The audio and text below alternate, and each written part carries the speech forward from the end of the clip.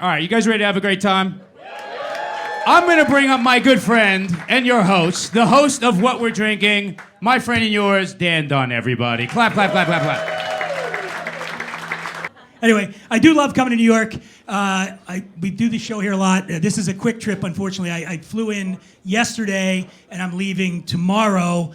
And I'm just glad to be here, honestly, because you guys saw the storms out on the west. It's just horrible, and I flew here in that. Like, just crazy, probably the worst flight of my life. And we've all had this. You guys have been on getting on a bad flight, and before you even leave the gate, the pilot comes on and apologizes in advance for the hellacious maelstrom of shit your pants turbulence you're going to experience en route to your destination, right? My flight was even worse than that, like worse than that. They'll say, I've asked this is your pilot speaking, I've asked the flight crew to remain seated for the duration of the flight. No.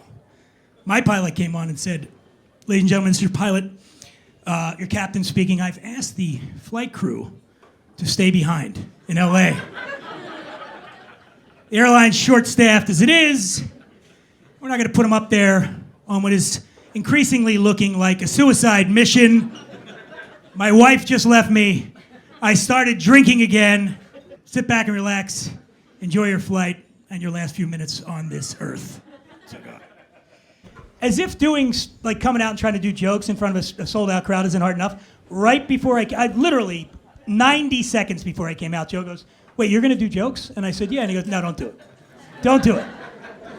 Why? Yeah. He said, every time you try to do it, it doesn't work. It doesn't work. Again tonight, it didn't work. Yeah, but God almighty, the fucking sack on you that you're like, there's a sold-out crowd of people that paid good money to be here. You go, I'm just going to go out and wing stand-up for the fucking 6th time in my life. Have some fucking respect. Jesus Christ. Cheers. Yeah, cheers. Cheers. Say something nice. He did his best. Right? Come on. Come on, where's that American? Don't let them break you. Some ice. What makes you want to do it? I don't understand. The podcast works the way you usually do it. Why do you change the formula when there's an audience here? Why don't you just love and accept yourself? These people like you. You don't have to put on airs for them. I'll say this. Here's what happens. Here's where it usually begins. I have one really awful joke, and I want to talk to you guys about this. So I have one really awful joke that kind of pops into my head. One? And please don't. How many times did you tell it? Yeah. By awful, I mean like 10 times. I mean inappropriate, right? Like, and so it usually stems from that. And that was going to be my last joke. That I didn't even do the joke. We hope that every joke was the last joke. Yeah. Yeah, I guess now that you've built it up enough that you kind of have to get it out. Look at this. Colin is pouring himself a glass of straight whiskey. Oh, by the way, everybody give it up for our sponsor, Copper Dog Whiskey. Yeah! Good stuff. Gotta get that in. It is dry January. Is anybody here doing dry January? Boo. Anybody doing dry January? Losers. Nice. Boo. All right, get out. You're way off brand for us. What do you guys think about the dry January? Like the idea that you need to take, because you were doing it. You're not admitting it. You just told me you were doing it. I was. For 3 days.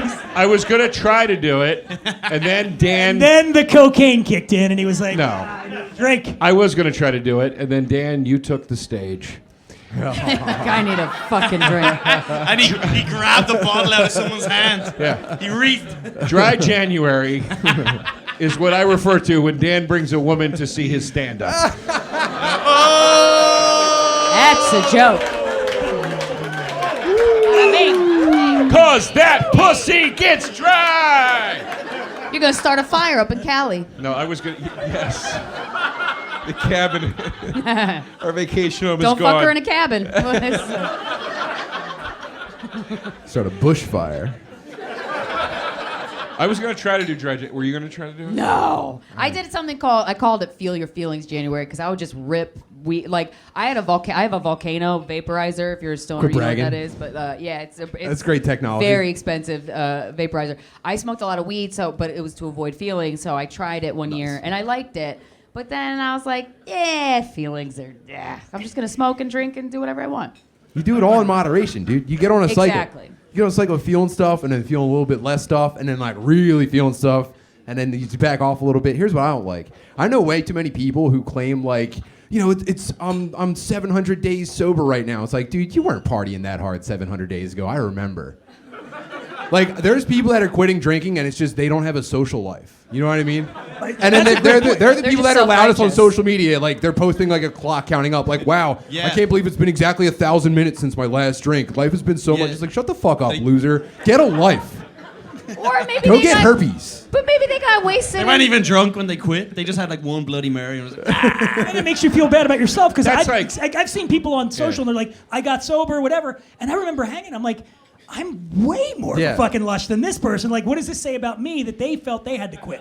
I also have no tolerance for somebody that's like been sober 32 years. Cocky about it. 13th birthday, haven't had a drink since. I'm like, go fuck yourself. Yeah. Shut up, dude. You were never hate cool. that. You need a drink. I really hate that. I really, really hate that. I don't count it as being sober unless at one point you were so cool that it was a problem for the people around you. Yes. You have to be so cool that you're basically ruining other lives. And then people go, stop. yeah. And then you're sober.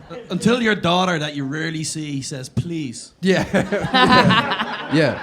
If you've never had a visitation with your child on the opposite sides of a chain link fence, you're not sober, dude. Yeah. Suck my dick. Real You look like that boy guy. in the striped Thank pajamas you. style. I try to live my life as a Yeah, single You dad. look like a that. guy that drinks in the bathroom at a Phillies game. Joe, I like This you is a too. fucking party, Joe, dude. I already like you. Stop. Let me say Wait, is something my shirt too positive, small? right? No. Hold on, everybody. Whiskey Pete speaking. Is my Whiskey shirt Pete. too small now? I'm in my Breathe, head about breathe it. there the man with soul so dead, who never to himself hath said that this is my own, my native land.